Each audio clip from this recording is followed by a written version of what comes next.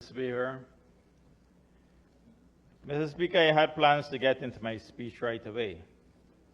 However, I can't do that. For the simple reason that someone who seems to have not a clue about how the health system is run has tried to lecture to the Honorable Minister of Health, someone who has been in the health system and in health system management for nearly 30 years. Mr. Speaker, oh, you gone? Mr. Speaker, first of all, the gentleman mentioned the name Mark DeFrance, and I think it gives me the right that I could reply. This Mark DeFrance gentleman, if you're talking about the same person, there are a lot of allegations where his training is concerned and his licensing is concerned and all of that. I don't know that he's in the system. I don't know that he's in management. What I could advise the honorable member who spoke before, what I could advise him is that every day we have a meeting with all the hospitals. The meeting with all the regional hospitals, and so it starts at 7 o'clock, and the Georgetown Hospital also. And at this meeting, we receive all the information, whether it be on the situation with the drugs, whether it be on the situation with partially filled prescription, if any, whether it be with the laboratory tests that are being done, the number of inpatients, the number of outpatients, the number of tests, x-rays, whatever it is. And we are kept up to date, and the minister gets a copy of that every single day. So what the honorable gentleman was talking about, he needs to go and come again. Yeah, that research is lacking over there. Mr. Speaker, every death is sad. Every death is regrettable. But I could say clearly that the Ministry of Health investigates every death. A report is compiled, and whatever lessons are learned, systems are put in place. And so this is why maternal deaths have been declining from 2021 to now. And if the honorable member would like, he could get the information. It's readily available. I'm sure the honorable minister would make it willingly available to him. I don't know if he understands what are general maternal deaths, coincidental deaths, and the other deaths, and how it's calculated. Minister, you might need to school him. And maybe the DeFrance fellow too. Mr. Speaker, I heard the honorable member say in a dismissive manner, for want of a better word, the 10K voucher and Gardasil vaccine. He didn't listen, he didn't hear what the honorable minister was saying about the kind of vaccine that we are now using for the prevention of cervical cancer. Does he know what are antigens and all of that? Minister, you really got a lot of work to do with him. Mr. Speaker, allow me to go into my substantive speech. Let me first congratulate all the new MPs that are in this House, especially the MPs on our side of the House, but also the MPs across the floor, the new MPs. And I would also welcome back the other MPs. Some of them are new in the place that they are sitting, representing different organizations and maybe parties. So they're also new to the system, I guess. I'd also like to a special welcome to my comrade and friend from Region 6, Comrade Zamal Hussain, and also Mr. Harbajan, who's not here. Comrade Sonia from Bethany, Region 2. I spent the Honorable Minister Gail Teixeira, when she was Minister of Health, she posted me to Region 2. For 10 years, I served in Region 2, so it's my second home. Comrade Vanessa, whose father used to spend time in our home when he comes to Burby, so you're like family too. I want to congratulate all my comrades on their great presentations that were factual, informative, well-researched, and delivered excellently, debunking misinformation, partial truths, and to borrow the labber-dabber that was coming from over the other side. Just a friendly word of advice to my colleague MPs across the floor. I saw a video, Facebook video that somebody sent me. Get used to getting a lot of materials from Parliament. Be prepared if you want to make a proper speech, be prepared to read those materials. Additionally, research in other places. They could always come to the library and to the Hansard and do research. And to be properly prepared to make sensible contribution. Like my honorable colleague said, welcome to the big league. Mr. Speaker, the approach to the budget debate, and especially this budget, shows that there is no difference in the parties across the floor. They say the same things, reading from the same script, and seem convinced that being in opposition means you have to oppose everything. In fact, we see familiar faces from the last parliament sitting across the floor saying familiar things said by the opposition in the last parliament. In fact, some of the honorable members were ministers in the 2015 AP and UAFC government, and then in the AP and UAFC opposition, and will always carry with them that stigma. Even the words they use are familiar. Honorable Hastings, let me remind you, from the Bring It On statement that led to you being on that side of the House, to keep the seat warm from us, which was a favorite of my friend Ganesh Mahipal, honorable member, to your latest comment, you must have a legacy for when you leave from one side of the House to come to this side of the House. It's all familiar. By God, news to you.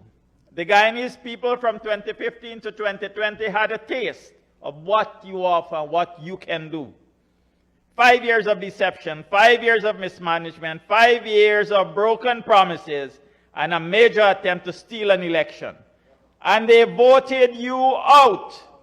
And then 5 years after, seeing that the PEP Civic delivered on all the promises, an honorable member, that side is where you'll continue to be, because we will continue to manage the affairs of the people, because they will continue to give us a bigger and a bigger mandate, larger numbers on this side of the House, and since there is a limited number of seats, only 65, by extension, you'll be fewer over there. Irrespective of whether you come from WIN or APN or whatever.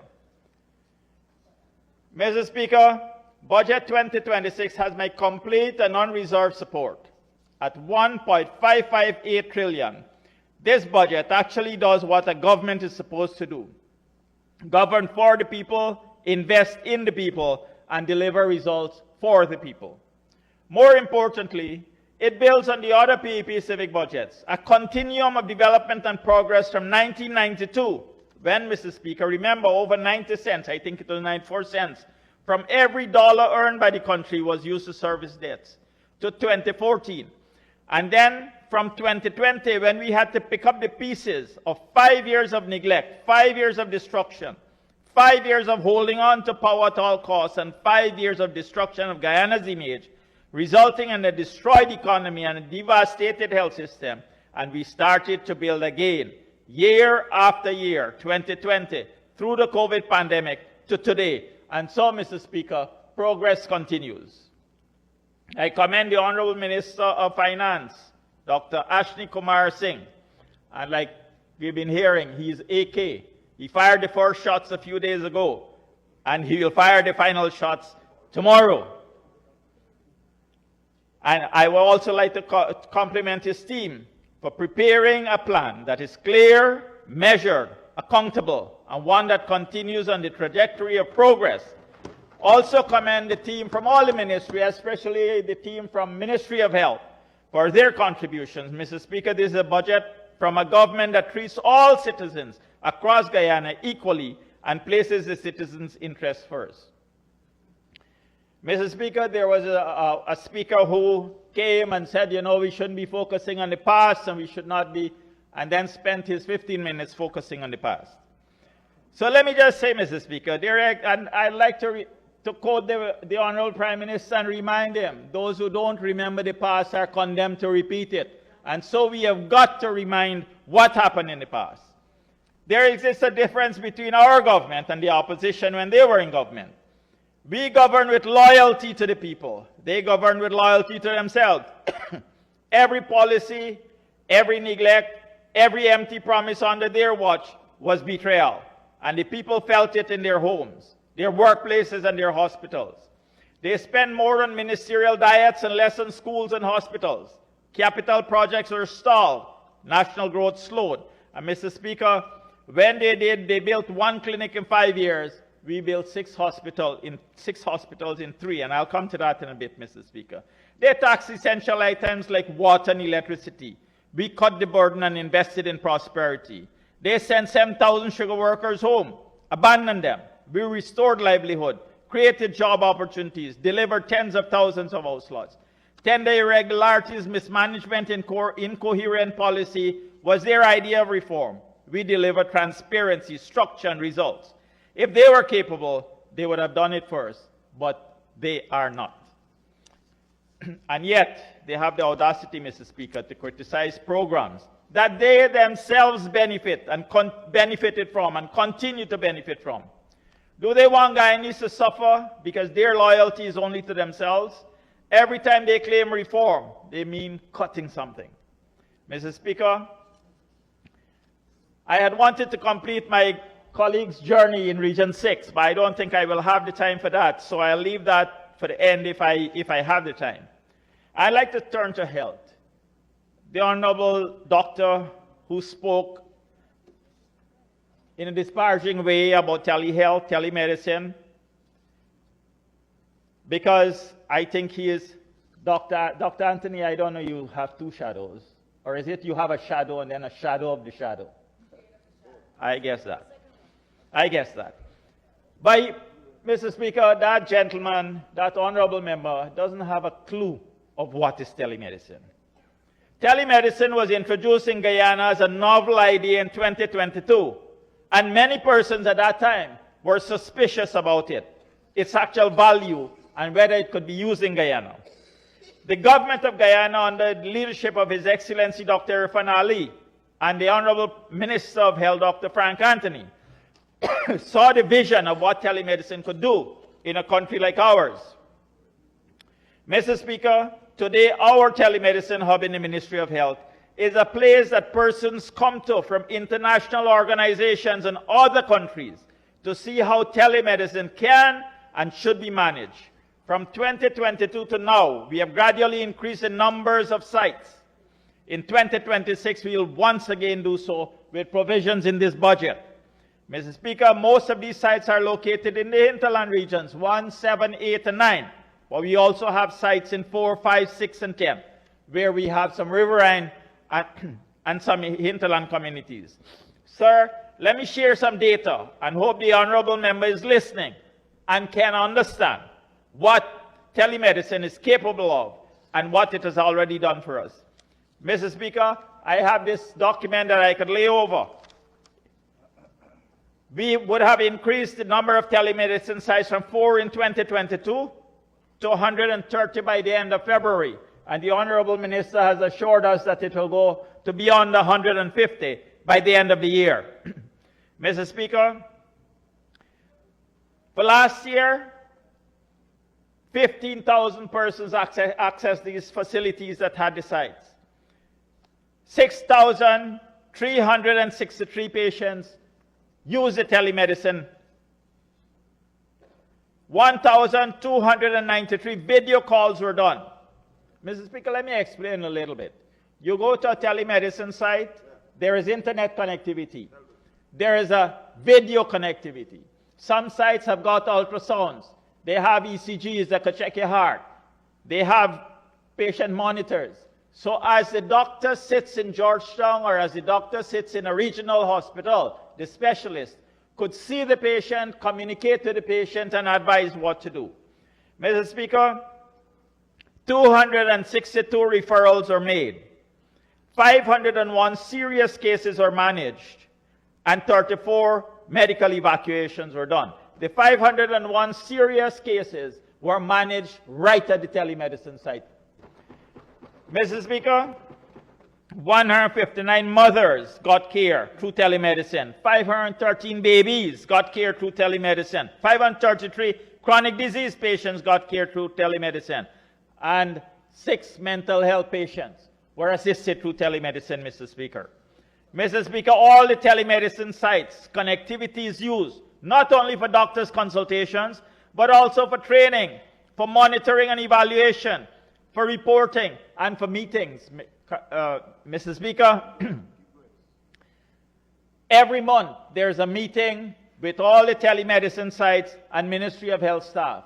In fact, Honorable Priya, your staff also joins the meeting, and Ministry of Armed Affairs, because at this meeting also we have the Tushao, the village rep, and other village councillors who might be interested. We discuss health, but not only health, whatever other issues the village might have, and we find solutions together. That is telemedicine. That is telemedicine. Mr. Speaker, I'm glad that my colleague came in, but he missed the part that I spoke about doing proper research. And don't be afraid of reading. It doesn't matter how many pages you get to read. Right? Sir, we haven't stopped there. The Honorable Minister of Health, Dr. Frank Anthony, guided by His Excellency the President, has already tested drones to provide and upgrade services in Guyana. Once again, sir, we'll be leading the way. We'll be providing better services. We'll be providing more timely services. Think about blood and blood products, medicines and critical supplies that can be delivered to remote communities in a timely manner. A world-class health care for the whole of Guyana is definitely in the making, and we are well on our way. Sir, I'd like to bring your attention to dental care. It's not something that we talk about a lot, but I need to draw the attention of this House to dental care.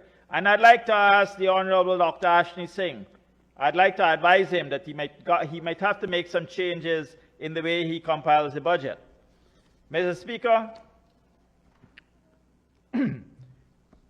we are already providing top-of-the-line services in dental care. Honorable Minister of Health mentioned dental CTs and several regions, including 4, 6, 8, and 10 dental digital x-rays in the regions, 3D printing, etc.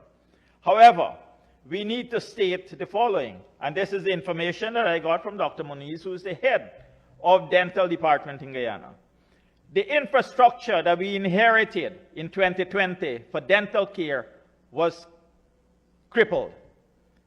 The first year, in 2021, across the country, we could have only done less than 50,000 dental procedures. Came in government, and under the People's Progressive Party Civic, we have engineered a complete and comprehensive nationwide inclusive framework for dental care. We have increased dental clinics from 42 across the country to 59 facilities, ensuring a geographic spread and access. We have gone from 50 largely not working chairs, dental chairs, to 99, and nearly 100% increase. There is nearly a 10-fold increase in annual dental procedures in just 4 years, from under 50,000 to over 494,000 procedures. Each number represents a patient treated, pain alleviated, and health restored. Mr. Speaker, please allow me to divert a little bit, because when we are talking this, people really don't appreciate what we are doing. And so I'd like to bring some numbers. Root canal, and root canal is a serious procedure. You have to have special training for it. My colleague over there should know about it. Don't know if he's doing any. In 2022, 13 root canals are done. In 2025, 390. If we take a root canal at about $50,000 each, that is $19,500,000 in the pockets of those persons who would have had to pay for it. X-rays, 2,258 were done in 2022. In 2025, 16,595. At a cost of approximately $2,000, that's being conservative, $33,190,000. Fluoride treatment, from 0 in 2022, Mr. Speaker, to 24,887 at approximately $2,000 each, comes up to about over $49 million. Prophylaxis, 23,356 done in 2025. At about $10,000 each, this would be cleaning and so, comes up to about $233,560,000. Fillings, 32,420 done in 2025 at $10,000 each, 324 million. Impacted tooth, and this is one that would need surgical intervention. Am I right, Doc? In most cases. Impacted tooth, 7,989 were done in 2025 at a cost of over $50,000 in a private institution, coming up to over 399 million. Mr. Speaker, in addition to that, X-rays were done, and the cost of the X-rays, yeah, I have the figure.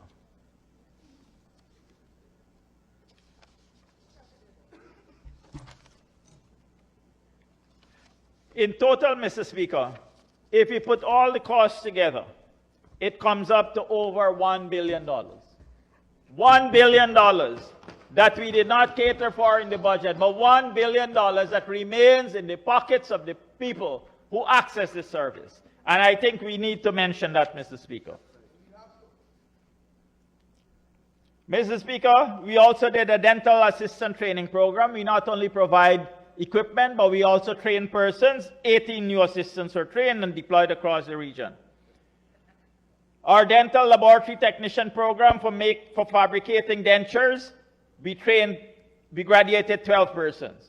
Mr. Speaker, we have also bought simulation equipment, so our new dentists and dentechs that are being trained will have practical experience. Mr. Speaker, the rise in X-rays I had mentioned was from 22,000 to 62,000 in 1 year. Mr. Speaker, let me turn a little bit to blood banking and the availability. Before 2019, we were storing blood at only 11 health facilities across the country. Now we are storing blood in 34 health facilities across the country. Before 2019, we were collecting blood from only 4 regions. Mr. Speaker, currently we have sensitized people in all the regions, and we have voluntary donors in all 10 regions of Guyana. We have increased blood collection to over 12,000 units per year. Mr. Speaker, before 2019, we were supporting approximately 20 heart surgeries a year. And for the heart surgeries, we have got to have at least 6 units of blood on standby. In 2025, Mr. Speaker, over 100 heart surgeries were done, and each one took about 6 units of blood. Mr. Speaker, let me move on to GPHC, our premier institution. There's a lot to talk about GPHC, but I'd just like to mention 4 points. The transplant team completed the first 4-paired chain kidney transplant ever performed in Guyana and the Caribbean. This was done last year. The GPHC Pathology Laboratory received its ISO 15189 Plus international accreditation from Accreditation Canada, again last year.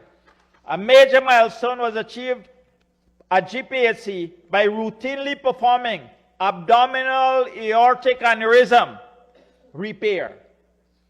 Previously, Mr. Speaker, all our patients had to go overseas or they died. And we launched the electroconvulsive therapy service in September last year in the psychiatric department. Mr. Speaker, we all know, let me turn to ophthalmology, we all know. Yeah, Mr. Speaker, if anybody needs treatment, we could provide the treatment for them for free. We all know what is the history of the National Ophthalmology Hospital. Located in Port Moran, built under the watch of President Bara Jagdeo, functioned excellently until early 2015. And between 2015 to 2020, you had 0 cataract surgeries done there. When we took over back in 2020, early part of 2021, the government of Guyana spent over $100 million. In fact, over $25 million to fix the infrastructure loan, another $100 million to buy equipment, new equipment, so that we could get going again. After spending all that money, we started functioning. And Mr. Speaker, once again, we have no backlog of cataract in Guyana. In fact, Mr. Speaker, let me remind this House that we are bringing persons from different regions. We screen them, we transport them, whether we by bus or we fly them out. We bring them, we do the surgeries, and we take them back. Surely opposition in cataract? Well, I'm not going there because it's free for everyone, and those who it's patient confidentiality. Mr. Speaker, let me just talk about some of the, and currently we have a Guyanese that's heading the National Ophthalmology Hospital. Dr. Saif Ali. Mr. Speaker, cataract surgeries done for last year, 728. Pterygium surgery, 312. Intravitreal injection, 205. Cataract laser surgery, 275. Diabetic retinopathy and retinal laser surgery, 219. Total, 1,736. And Mr. Speaker, if we are to take what it would cost these patients to get it done privately, it comes up to a total of $246,580,000 that these patients saved and that they could use for themselves and for their family. Mr. Speaker, training. Credit must be given to this government, the Minister of Health and His Excellency for the visionary input in training. Using the Coursera platform, we are now providing training to nursing assistants and registered nurses. Using this method of blended training, the numbers of staff that we could bring have been multiplied. Persons did not want to leave their homes and their regions to come to Georgetown to be trained. They are now being trained at home, and I'll read some of testimony, Mr. Speaker. Additionally, the Ministry of Health with the regions have extended and built its capacity to deliver training even in the regions. Region 1, 7, 9, 6, 2, 3 are doing their own training. Pharmacy assistants, laboratory technicians, and recently, Mr. Speaker, in regions 3, 4, 5, 6, we would have done training for patient advocates. And that is something that will continue across the country on the advice and instruction of His Excellency and the Minister of Health. It is the goal of the Ministry of Health that every health center and every remote health post must have the services of either a doctor or, if not available, a medics. Towards this end, we have increased the number of persons in training in the medics program. Last year, we graduated 30 medics. Currently, we have over 50 in training and for the medic program. In total, from 2020 to now, we have increased the number of medics that are available and working in the system by 57. In total, Mr. Speaker, we have added 4,309 persons who are trained, graduated, and employed by the Ministry of Health. Mr. Speaker, I've received lots of requests to bring this House testimony of persons, but I'll leave that for the end. Let me deal a little bit with some other issues that Honorable Minister did not have the time to deal with. Mr. Speaker, we'll be setting up an ambulance authority. Currently, every facility has its own ambulances, whether it be a vehicle ambulance, a minibus, boat ambulance, an ATV ambulance, and they all operate by themselves individually by the regions. This ambulance authority will be well equipped, will have adequate numbers of ambulances that suits the terrain in which they have to function, whether it be ATV ambulances, whether it be boat ambulances, whatever it is, we will have adequate number. And there will be a central ambulance authority. The ambulances will be placed in strategic locations, Mr. Speaker, so that we could get the fastest access to the patient. That is in the works this year, Mr. Speaker. And by the end of this year, next budget speech, you will hear how many ambulances we have brought into the system.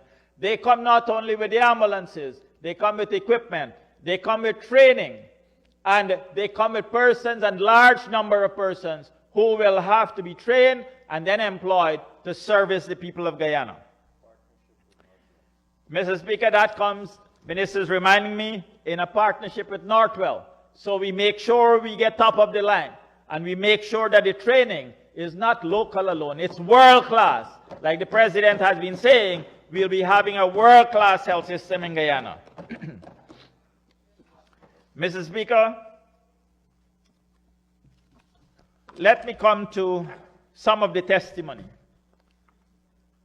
I've been receiving lots of requests to bring to this House testimony of persons from across this country. as to how the healthcare delivery has affected them and impacted their life.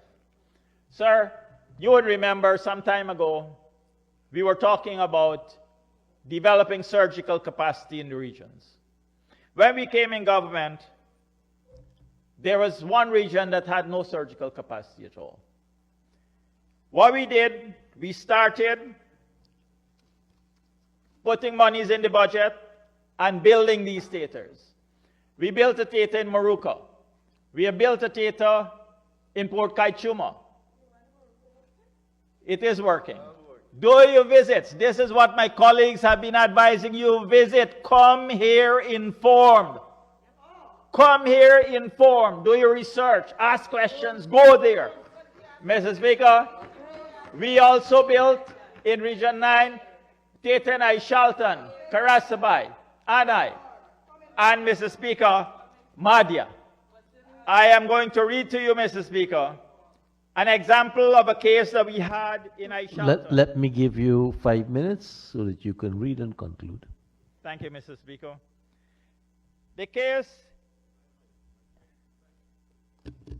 Mr. Speaker, in Aishalton, we had a case where a pregnant mother, a lady, had a ruptured ectopic pregnancy, sorry.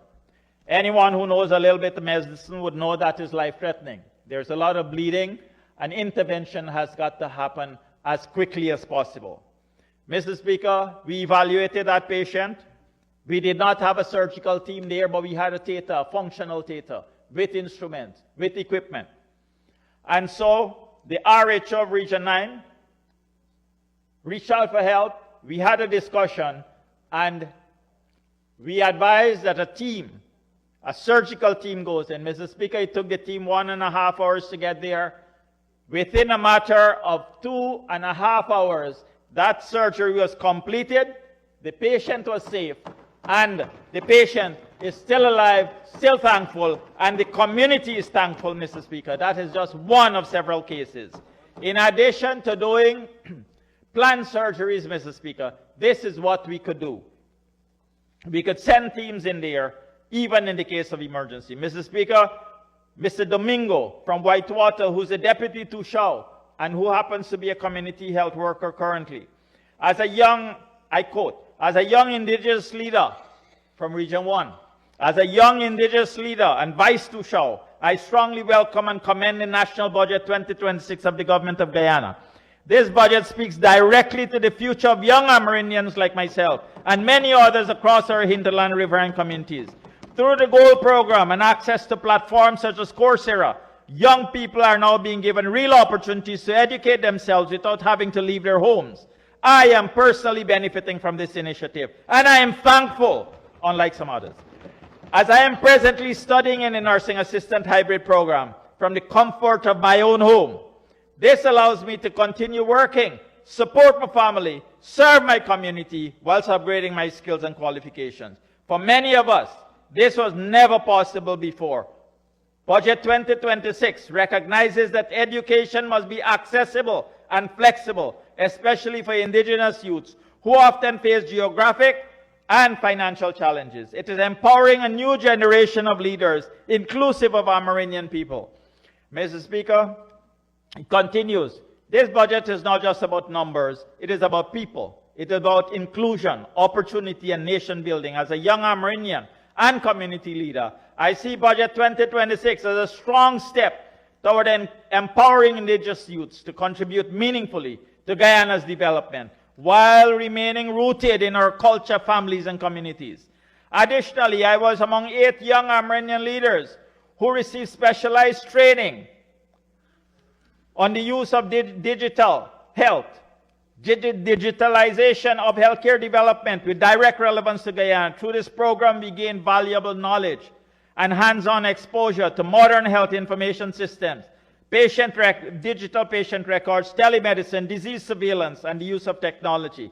Mr. Speaker, it's a long message. I'm going to end there. Another one. My name is Altia Rashid, a young Amerindian woman from Barbina Hill. As a healthcare professional, having served as a community health worker for 7 years, I am now honored to be undergoing training as a midwife an opportunity made possible through the continued support and vision of our esteemed government. The advancement represents not only personal growth, but a strengthened commitment to improving maternal and newborn health. Another one, Janice Moses. I am thankful to the PPP civic government for giving me the opportunity to upgrade from CHW to midwife. I've been doing, the People's Progressive Party government have always been doing and continue to do a lot for young people across Guyana, of which I am a living proof of the same. Mr. Speaker, Akeem Henry, the first medics from Baramita. And by the way, we are building a brand new hospital in Baramita. We upgraded the health post to a health center. Now, because of the need of the community, we are building a brand new hospital there. Akeem Henry is the medics there. And Minister, I'm putting you on notice. He told me that he's going to apply for the pre-med program that you'll be putting out, because he wants to be the first doctor from Baramita. Minister Sarah, bear that in mind. Dr. Tracy Bovell, who is now the head of the Enmore Hospital. I began my professional journey as a med tech. In 2000, awarded a scholarship by the PPP civic government to pursue medicine. Had the privilege of serving on the front lines of COVID. Currently, she's working as the head of the hospital in Enmore. And she's full of praise for the hospital, sending us numbers. I could make them available to anyone who wanted. Mr. Speaker, in closing, most of us remember when the PPP took office. It was an economy under pressure. Institutions are fragile, choices limited, and yet we brought Guyana out of the abyss. Led by Dr. Chedi Jagan, and then some youngsters who were still in Parliament, Minister Gail Teixeira, and Dr. Bahar Jagdeo, who later took over the leadership of the party and country. Mr. Speaker, when illness strikes a family, suddenly, without warning, government is tested. Accidents do not ask for income brackets. Cancer do not wait for election cycles. Dialysis, emergency care, and maternal complications. These moments expose whether a state is present or absent. And this government is present. Present all across Guyana, in every single community, in every single village. Mr. Speaker, please permit me to offer some advice as a medical practitioner with over 35 years of experience to my colleague MPs across the aisle. Colleagues, being consistently negative in thinking, seeing everything negative even when there are positives and you can't see the positives, will impact your health. It can affect your blood pressure, affect your blood sugar levels, raise your stress levels, interfere with your sleep, and generally with your life. Open your eyes up, please. Accept the facts. Stop sleepwalking. It's a beautiful day. It's a beautiful Guyana. It's a fantastic future we are looking towards. It is a real world we are living in. Do not be blinded by archaic political tactics of opposing for the sake of being opposing because you're in opposition. Come join us. You have a role to play, and it is definitely not opposing for opposition's sake. Together, let's build a beautiful Guyana, a prosperous Guyana, a futuristic Guyana. Budget 2026 is not theory, it's loyalty in action. It is affirmative action. Every hospital, every bridge, every farm, every house shows the stark contrast. We deliver where they failed. We lead with accountability. They stumbled with hypocrisy. The people saw the difference, and they remembered. And that's why we are where we are on this side of the Honorable House, and you are there. Thank you. Thank you very much, Deputy.